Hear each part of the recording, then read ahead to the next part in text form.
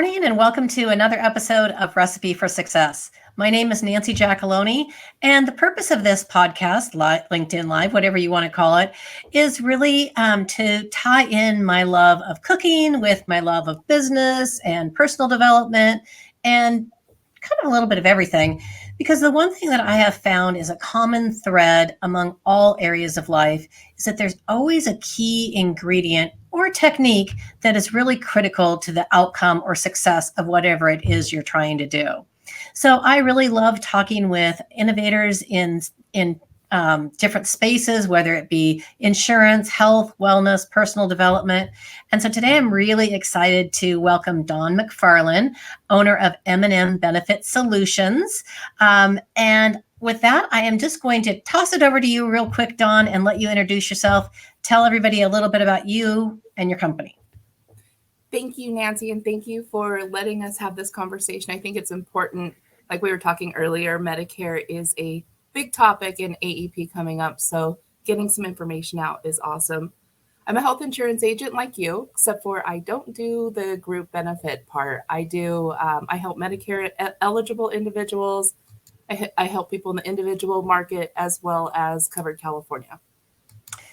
So is Covered California, do they have their own exchange like we do in the state, or are they part of the healthcare.gov one? It's their own exchange. Okay. Yeah. So in the state of Washington, we also have our own, which makes things very interesting at times. So curious, does Washington have more than one carrier option for the majority of individuals? Oh, yeah. I think we have 6 or 7. That's what we're saying. We have 12 options this year. They just released a couple new plans came on the market. So California's doing pretty good in the individual space. That's actually really exciting. We have not seen what carriers are going to be in yet. We just got the notice that the training and announcements and everything are finally available. So, all right. So let's kick it off. You already told us that you specialize in Medicare and individual. But you own your own business. Did you always focus on Medicare and individual? And if so, what drew you to that? So many transitions happened. I started in the voluntary space when I first got licensed in 2012, which was right around the ACA. So lots of change happening in the industry. Actually, a great time to enter because I was learning at the same pace that all of the veterans were learning with the new ACA rules. And so I started in voluntary benefits. And I didn't want to build a big team. So what I realized after a few years, because in voluntary benefits, you make the most money in the first year, and then your renewal years, my retention was super high, like in the high 90s. And so I was retaining all my clients, but like I said, I didn't want to build a team. So me servicing all those clients in the retention, ultimately I couldn't drive new business. And it was just not a good business model for what I wanted to do. In the meantime, I had served in the Association of Health Underwriters, and I was the Los Angeles president when I was approached. They started doing all these Medicare summits, realizing that was a segment in the industry that was underserved for agents and education. So as the Los Angeles, one of the biggest chapters in the nation, we were approached to also put on a Medicare summit to help Medicare agents in our area. I knew nothing about it. I remember when I was getting licensed, I did as much as I could possibly not remember to pass the test for Medicare. I was like, no, that's just way too complicated, right?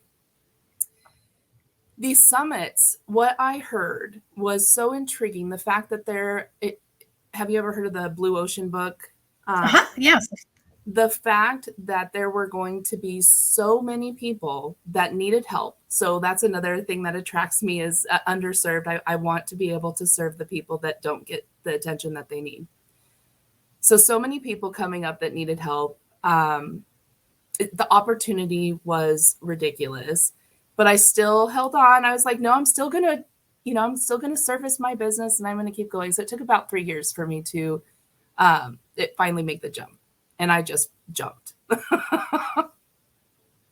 Well, you have such a warm and caring personality and heart that I can definitely see why that would translate really well into helping those that are, reaching Medicare eligibility. Because from my experience, and we chatted a little bit about this off camera, I also work in the Medicare market. It's not my primary focus, but I do probably more than I intend to in that space. But I feel, and you may feel the same way, that most of the people that come into the office or I talk to on the phone or via Zoom, they're so scared of Medicare because it's so different than what they're used to.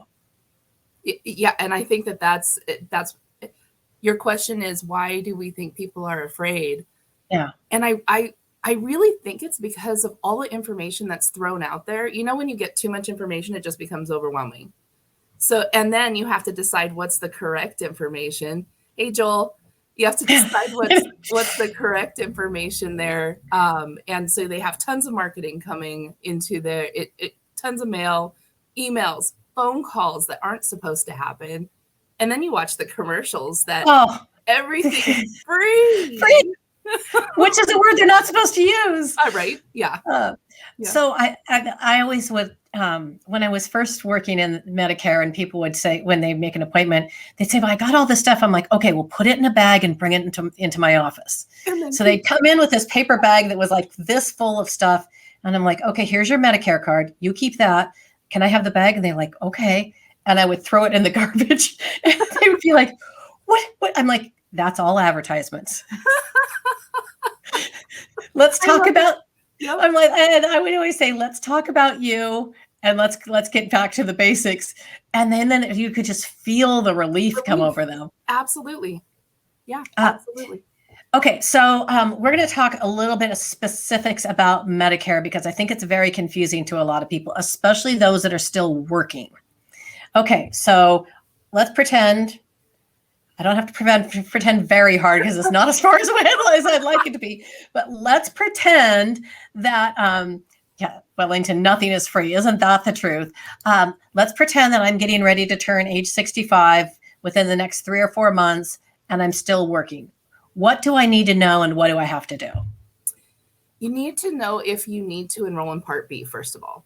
Part A is oftentimes you're either automatically enrolled, but even then you need to check it. You know, if you know you need to enroll in Medicare because Medicare pays first in some instances, you need to make sure you're enrolled in Part A and Part B. So that's what you need to figure out. How do you know if you need to enroll in Part B if you're working for an employer? Ideally, if you talk to your HR representative, they should be able to find out if they or let you know if their plan, if your company size is the right size that does not require you to enroll in Part B.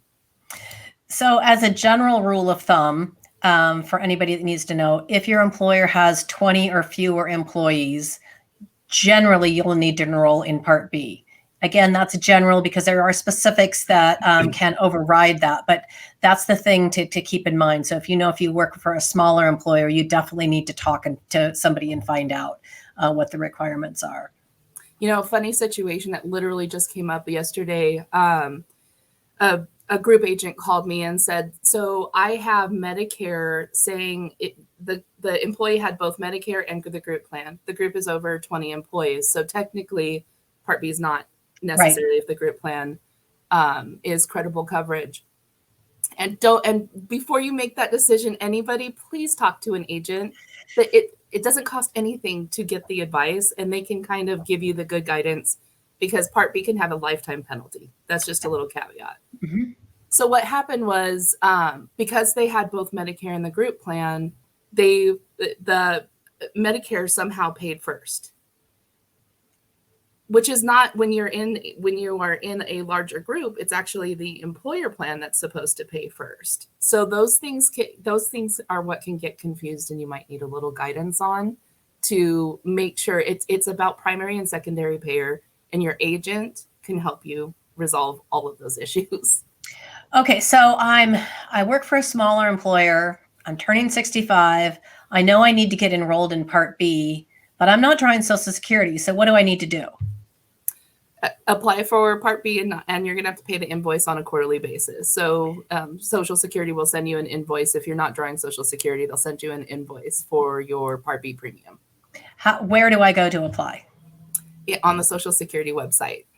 Okay, so that's the easiest and quickest way. Key tip to anybody that happens to be listening: if you go to apply for Medicare online, if you go to medicare.gov, super important. You need to have that .gov, because if you go to medicare.com, you're going to land on some spammy sales site, and the agents are going to be calling you nonstop. So be very careful. If there's not a place that says sign up here for Medicare, you're in the wrong place. So that's just one little tip. Okay, so I get my Medicare card. What do I do now? So again, it depends on what your employer plan looks like. Sometimes it makes sense to look at it at something that you're going to pay for yourself with a supplement or a Medicare Advantage plan. And sometimes it makes sense to stay on the group plan, which will act as your supplement, because we all know that Parts A and Part B cover 80% of your expenses. That leaves you responsible for 20% in your prescription drugs. Prescription drugs is kind of, especially in the employer market, if your group plan is covering your prescription drugs and you maybe have some pretty expensive ones, it might make sense to stay on the group plan.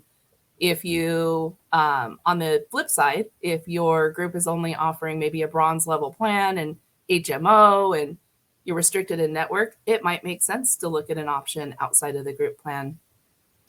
So Medicare and insurance in general, we absolutely love our acronyms. We throw them around like alphabet soup. It's crazy. And Medicare in particular, even when I go through the recertification every year, I'm like, okay, there's 16 different acronyms in the same sentence. What the heck am I reading?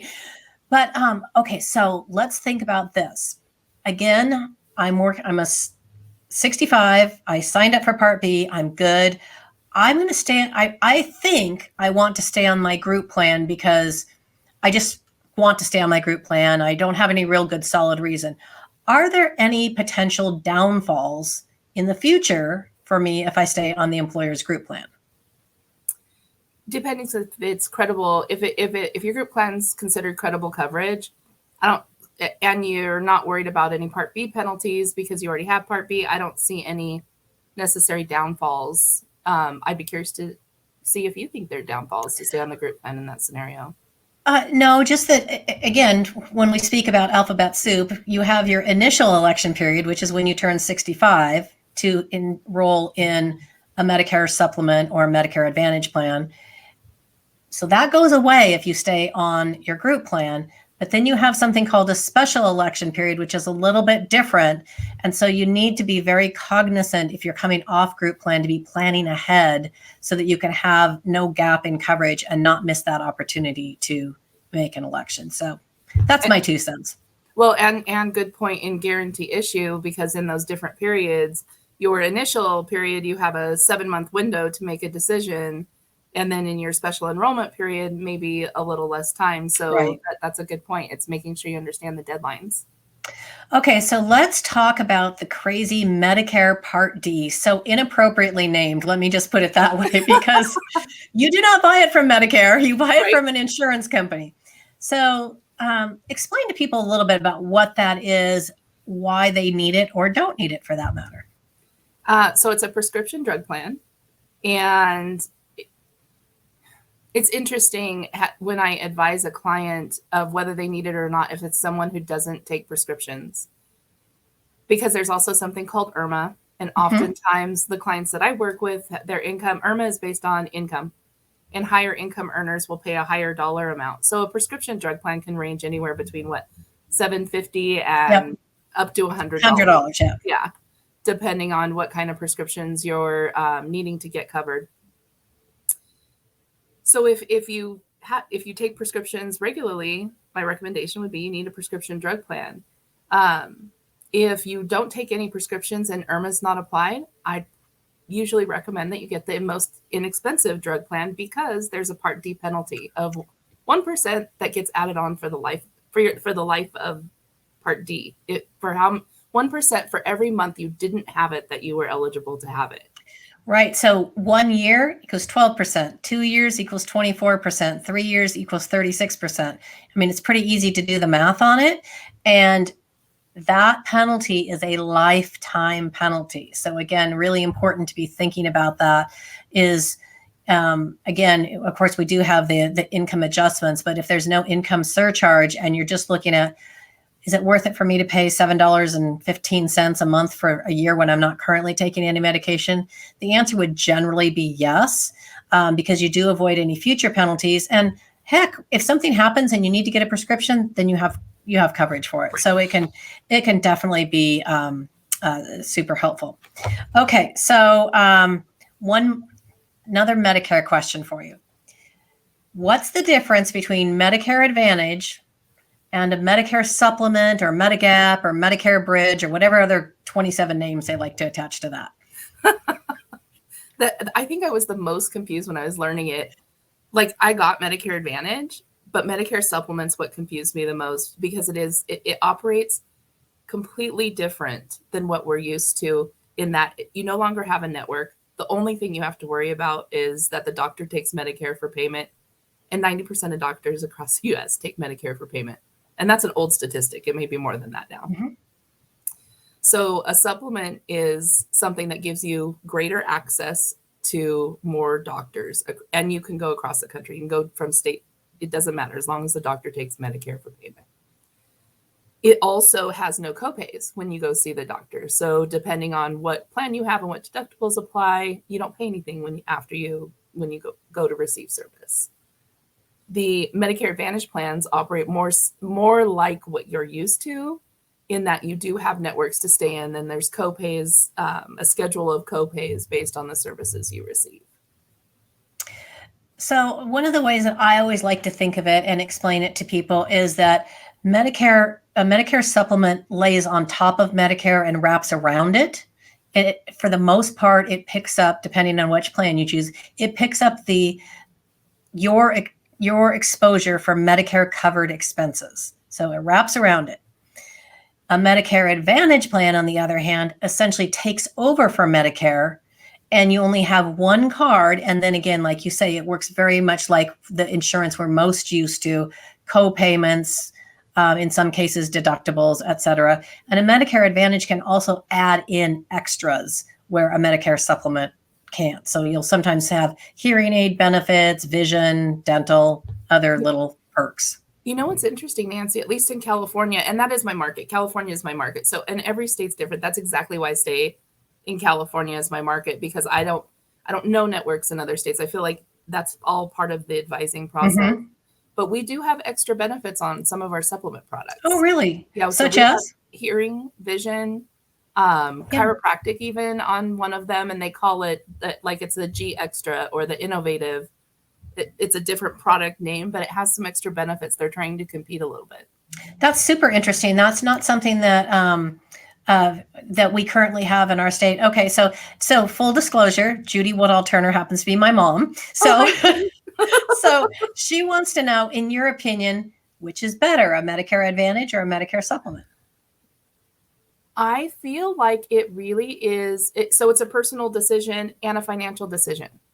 Medicare Advantage plans are really inexpensive. So I always advise a client at the beginning, what we're looking at is long-term. Mm-hmm.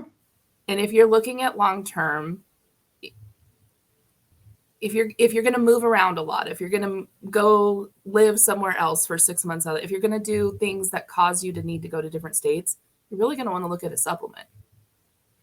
If you also have a chronic condition or something you haven't figured out yet, that you may need to see specialists, and you don't want to deal with the networks, and you want to be able to really possibly solve that with specialists, a supplement's going to be a better choice.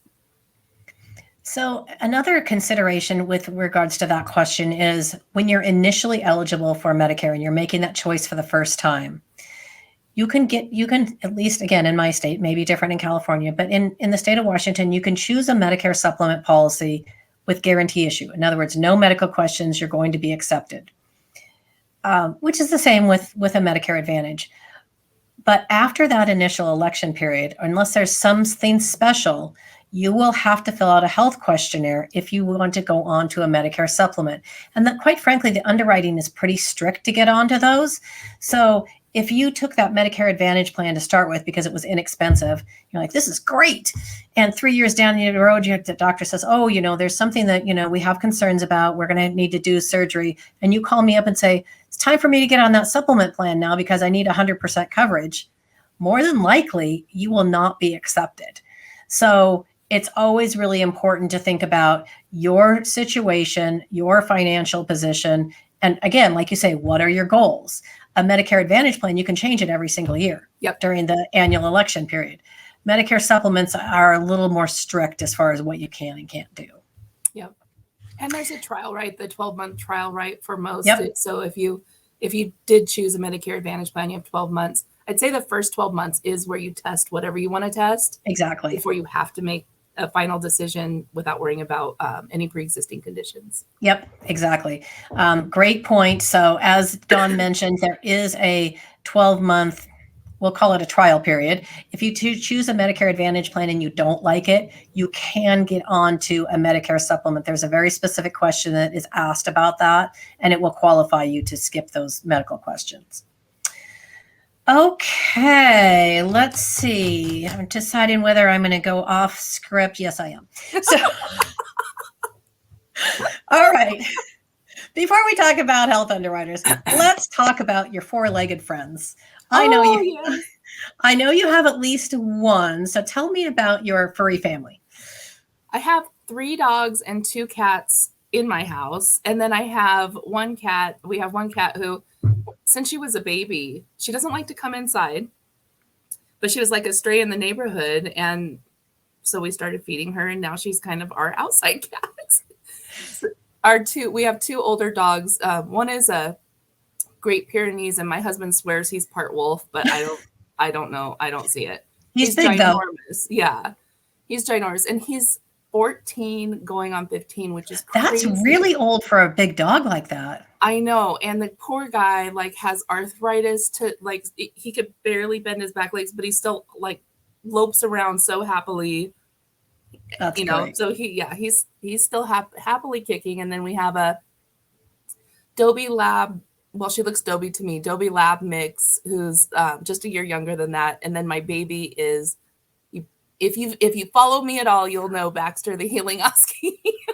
I know that. So, and I happened to see him with a birthday hat on yesterday, which made me think I need to definitely talk about the dogs. He just turned 3 years old. So originally I I've always wanted to have a therapy dog where I can go into hospitals or whatever, because I think it is so healing.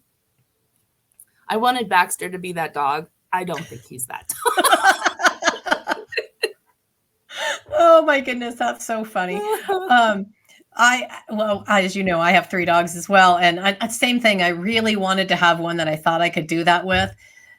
I don't think any of them really have that gene. And I see him, I'm like, oh, I wish that could be my dog. No, my dog's bouncing around and exactly. Or mine he gets nervous. We were taking a walk. I don't know how much time we have to go through this. Plenty of time. Okay. So we were taking a walk, and this little girl comes, and this is when he was not even a year old yet. This little girl comes running down her driveway and wants to see him. And he got really excited and just flopped over on his back and let her pet his belly, and he peed on her. And she did that. Screamed, she was so upset about it. I think it traumatized him because he's really good with kids before. Now he freaks out when he sees children. So I know. There goes. Poor things. Okay, so we know you like helping people with individual and Medicare. We know you love helping animals. You want to do therapy dogs. So clearly it's an easy transition into all the wonderful service you do for our professional organization, which is the National Association of Health Underwriters. So tell us a little bit about your involvement, why you're passionate about it, and what you do. Sometimes I think people think I'm crazy about NAHU, and kind of I am. It was my place where when I started in this industry is not easy to figure out. And when I started in this industry, it was a place for me to learn and grow. And then what happened was I developed relationships, and people started taking me under their wing and really grew me as a leader at the same time. And then as I continued to get more involved, the things that we do, I love to be some part of something bigger than myself that's going to make a positive impact, right? And I think I'm so vocal about it because I feel like there's so many people that are not members. Even if you don't 100% agree with what's going on now, if you want a voice in this industry, that's the association to be a part of, so that we can make the changes that should happen in the industry. We are the ones that work with people on the street. So we are the ones best informed to help guide how the health industry goes. Yeah, I've been a member for 30 plus years. Back when I was younger and had more energy, I went through the chairs of the local chapter and did all of that. And now I kind of support with my checkbook more than with my physical time. But I do, I agree with you. I think it's so important. And I think Nahu's good at this, but I still think there's room for improvement as far as mentorship in this industry, across the industry. I think there's not enough opportunities for people that want to learn and want to grow to be possibly paired with somebody that can help bring them along. That's something I have a real passion for. So funny that you mentioned that. Emma Fox is this year's current chapter leadership and development chair. And I think Keith was last year. And they did create an actual mentoring pairing system. Nice. So you can do an application. It's on nahu.org. You have to be a member to get paired. But you can do an application to get paired with an expert. There are volunteers that have already signed up. That's wonderful. I think that was sorely needed. Okay, let's see. Okay, my last question before we get into my little fun questions. Since you work so closely with the senior population, because that's the Medicare-eligible population, I'd like to talk for just a second about the impact that COVID has had on the seniors, as far as isolation, decision-making. Just what are you seeing, from your personal experience? So most of my clients, because I am newer to Medicare and I've worked with brokers for the majority of my life, most of my life in insurance, most of my clients are either still working or just retired. So they're pretty computer savvy. The digital divide, they're calling it a digital divide, is not so prevalent in the market that I'm in the people that I'm particularly serving. However, there are a few that I've come across, especially in 2020, where, first of all, I'm seeing a lot of fear. Obviously, they're even to the point of grocery. Already, it's an issue. Food is an issue for seniors in general, and scarcity and not being able to cook for themselves and all of those things add to the fact that they're afraid to be around anyone for germs. So deliveries may or may not be okay for them. That's probably one major thing that I've seen. Telemedicine, the use of telemedicine, which is actually better. What that did was open up. It's hard for a lot of seniors to get places sometimes, so they won't go to the doctor. Right. Now that they trust telemedicine a little bit better, that might actually be an improvement. But on the flip side, I also saw a willingness to learn, which for me, I think that's amazing, because that also opens up the opportunity for these homebound individuals to potentially connect with someone on Zoom. Now that they know how and they're not afraid of it because they had to, they can connect in different ways. So those are the major things I'm experiencing. What'd you see? I love that. No, for the most part, everybody was a little leery about it at first when I'm like, no, I can't actually have an in-person meeting with you. I'm willing to do Zoom. And it was, we would have to laugh and fumble our way through the beginning with some of the meetings until they could no, the button in the left-hand corner, click the camera. Did you get so good at Zoom or what? I was so good at Zoom, but it was good. And I did feel that, you're right. I did feel a big willingness to learn and people wanted to be connected. I guess the thing that I saw more than anything else was the isolation that so many seniors faced and the impact on their mental health and happiness, and really no one to talk to about it. So I know that anytime I got on a call with them, boy, we talked for a long time because they were so desperate for a connection. And that really that makes me sad that, they're so isolated like that. And I see my mom put on there. Yep. I know my mom was in that category and really had to be very isolated for a long time. And, she has a dog. So, fortunately she at least had that companionship, but I really did feel that from a lot of people was just a sadness that wasn't there before. Yeah. Yeah, for sure. Well, I even actually felt that before the pandemic. I feel like it's actually a major problem because people are busy in life now. And so even family members they may not see someone for months at a time. Right, right. No, I agree. All righty. So now we get to go to my 5 burning questions, as I call them. Everybody gets them. I mix them up a little bit, but we always start out with the first one, which is, what is your favorite food in the world and can you cook it? That was really hard for me to think about because I don't know that one thing is my favorite. So I asked my husband and he immediately said scallops, which I do love.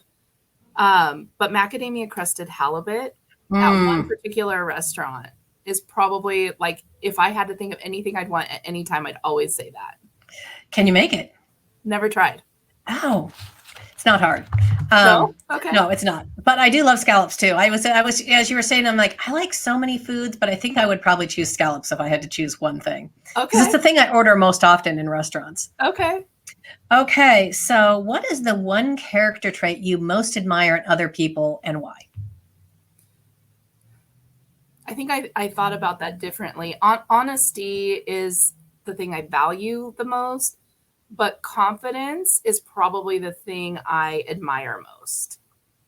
That's a great answer. I love that.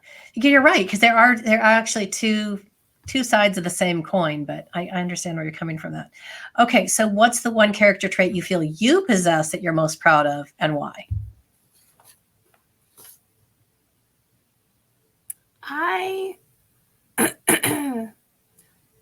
Inclusiveness, I guess. Just that I never want someone to feel like they didn't matter in any situation. I love that. To me, you always exude a great sense of compassion as well. Thank so you. I think that really, those tie in together. Okay, so where's the one place in the world you would most like to travel to and why? Brazil was always on my bucket list, always. And I don't know why, because nobody else said it when I was a kid that like that would not be a name that came up. But last year I was supposed to go to France for the first time. And obviously that didn't happen. So right now I'm itching to go check out Europe. And then I want to go to Greece. So the list, I want to travel. Yeah, the list is long. The list is long. But we'll start with France since that one was postponed. And then second would be probably Brazil for you? Yeah. Okay. And I don't know if you know Sam Smith, or if you've seen, he's built this crazy, beautiful bed and breakfast. They're different homes in Brazil. I think that's actually where I want to go. Oh, I'll have to check that out. That sounds amazing. Sounds amazing. Okay. So what is your secret talent or something people would be surprised to learn about you? I'm an open book, so I'm not sure anybody would be surprised by any of this, anything that I would say. I would say, though, that I'm pretty good at finding the right seat on the bus for people, mostly because I listen to what their passion is. I feel like if you put someone in a position or find where they fit, they're going to do really well because they're passionate about it. I love it. Okay, last question. So who's the one person that you follow on LinkedIn that you would most like to meet in real life? Sit down, share a meal with, and if it's not LinkedIn, maybe a podcast host or something along those lines. I've been really fortunate. A lot of my LinkedIn connections I've been able to meet, maybe not in person. Actually, this last year I have made a lot of new, such as yourself. I would love to sit down and have a meal with you, and we can make scallops. Yes, absolutely. And macadamia crusted for the appetizer and the halibut for the main course. I love it. Yeah. I love it. Brené Brown, though, would be someone I would I would just really love to have a conversation with her. That would be pretty phenomenal. Pretty phenomenal. I love it. Okay. Well, so we've made it to the end of our time together. Are there any parting words of wisdom you'd like to share with our audience about Medicare, things that they need to know going into this annual election period? I would say just find an agent, and there is a tool on nahu.org and N as in Nancy, AHU.org. It's the Find an Agent tool. It can search by specialty. It can search by location. So find an agent to help guide you through. It doesn't cost anything to talk to them. And probably don't take that call from somebody that's calling you when they're not supposed to. Oh, that's really good. Oh man, I should have said that first. Let me just throw that one in there as well. Yeah. So, and don't believe everything you see on TV. So I'll just add those 2 caveats, but no, definitely find a trusted agent. If you're in California, please reach out to Dawn. She's phenomenal. She will take very, very good care of you. It's been an absolute delight having you on today, Dawn. And to the audience, until next week, make it a great day. Thank you, Nancy. Thank you, Dawn.